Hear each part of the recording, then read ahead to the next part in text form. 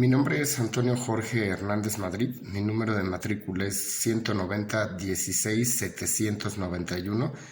De la materia control de convencionalidad, estoy en el reto 4 de la unidad 2, que es ¿te atreves a realizar el control de convencionalidad? De la licenciatura en Derecho de la Universidad Virtual del Estado de Guanajuato. Mi asesor es la licenciada Hilda Solís Castro y mi fecha de elaboración es el día 6 de octubre del 2022. Comenzamos. Ok, comenzamos. Dice, lee el caso que a continuación se describe y responde a lo que se solicita.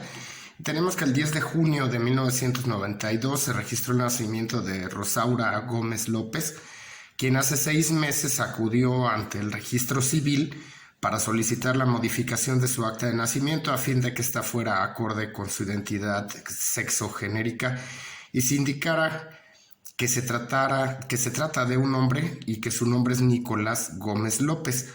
Como la autoridad del registro civil no respondió su petición, Nicolás presentó un amparo indirecto contra la falla de respuesta. Dentro del amparo, el registro civil rindió su informe y respondió a la solicitud de Nicolás indicando que, de acuerdo a la legislación local vigente en la entidad federativa, la modificación del acta de nacimiento que solicitó Nicolás debía ser tramitada ante la autoridad judicial. En efecto, el Código Familiar de la entidad federativa distingue dos tipos de procedimiento para la rectificación de actas. Es procedimiento judicial vía juicio especial oral, para la adecuación o concordancia sexogenérica en acta de nacimiento, y 2, el procedimiento administrativo ante el registro civil para el cambio de apellidos en casos de reconocimiento voluntario de un hijo. Aquí nos preguntan, ¿qué harías si fueras juez de distrito y estuvieras conociendo del amparo indirecto? Niegas el amparo confirmando que el trámite debe realizarse por la vía judicial o concedes el amparo y ordenas al registro civil dar trámite a la solicitud. En mi caso, habiendo leído el amparo en revisión 1317 diagonal 2017 de la Suprema Corte de Justicia de la Nación, yo digo que sí concedo el amparo, ya que este amparo en revisión arroja los siguientes razonamientos lógico-jurídicos. Primero, que el Código Civil establece dos maneras de hacer el trámite para la adecuación de datos esenciales del acta de nacimiento, como es lo que acabamos de ver en el caso, y hay que subsanarlo ante dos autoridades diferentes, una jurisdiccional y otra administrativa, y tal distinción, al carecer de razonabilidad, deriva en la existencia de una discriminación normativa directa. De esta manera existe discriminación normativa cuando dos supuestos de hecho equivalentes son regulados de forma desigual, esto es, de forma diferente, sin que exista una justificación razonable para otorgar este trato diferenciado, como ocurre en el artículo impugnado, por lo que el mismo resulta inconstitucional. 2. La Constitución Federal reconoce que la dignidad humana es base y condición de todos los demás derechos. El derecho a la privacidad sostuvo que el derecho a la dignidad humana se desprende en todos los demás derechos al hombre, a la propia imagen, a la dignidad personal y al libre desarrollo de la personalidad.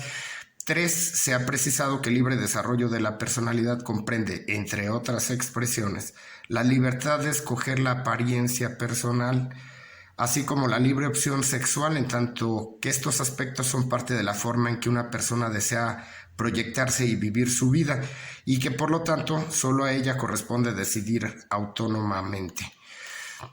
Consiguientemente, ante la inconstitucionalidad del precepto que analizó la Suprema Corte de Justicia de la Nación, el registro civil deberá dar trámite a la solicitud formulada por la parte afectada para obtener la adecuación sexogenérica del acta de nacimiento, para lo cual dicha autoridad deberá ceñirse a ciertos estándares.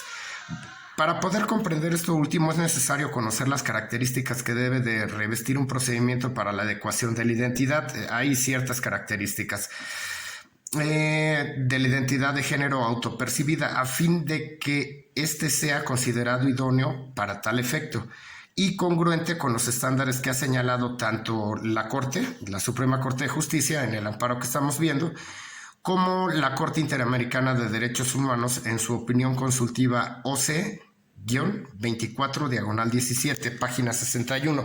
Ok, veamos, en este sentido, la Corte Interamericana de Derechos Humanos ha indicado que independientemente de la naturaleza formal, o sea, ya sea jurisdiccional o administrativa, de los trámites o procedimientos para el cambio de nombre, adecuación de imagen y rectificación de la referencia de sexo o género, que es en donde estamos, ellos deben de cumplir con 5 requisitos. ¿Cuáles son estos? Que el procedimiento enfocado a la adecuación integral de la identidad de género autopercibida. Procedimiento enfocado a la adecuación integral de la identidad de género autopercibida. 2. El procedimiento basado únicamente en el consentimiento libre e informado del solicitante, sin que se exijan requisitos como las certificaciones médicas y o psicológicas u otros que puedan resultar irrazonables o patologizantes. 3. Los procedimientos respectivos deben ser confidenciales. Además, los cambios, correcciones o adecuaciones en los registros y en los documentos de identidad no deben reflejar los cambios de conformidad con la identidad de género. 4. Los procedimientos de adecuación deben ser expeditos y en la medida de lo posible deben de tener la gratuidad. Y 5. Los procedimientos o trámites no deben exigir la acreditación de operaciones quirúrgicas y hormonales. Sería ir en contra de la dignidad humana. Por lo que la resolución del citado amparo nos refiere: 1. Lo procedente es conceder el amparo y protección de la justicia federal respecto de la porción normativa que le obliga a sustanciar un procedimiento para la adecuación de la identidad de género autopercibida ante el Poder Judicial, de modo que en todo caso le debe ser aplicado solo en su última porción a fin de permitirle acudir a un procedimiento formal y materialmente administrativo ante el registro civil, o sea, sin que nos tengamos que ir a la otra instancia. Y 2, la protección constitucional que aquí se otorga se hace extensiva al acto de aplicación de las normas controvertidas en respuesta a la solicitud de adecuación del acta de nacimiento. Por ende, el registro civil deberá dar trámite o debió de dar trámite a la solicitud que le fue formulada a fin de adecuar el acta de nacimiento por cuanto se hace a la identidad de género autopercibida. Es el mismo caso propiamente que estamos nosotros viendo, igual con una autoridad local en donde el registro civil está poniendo 2 normas diferentes. Es exactamente lo mismo.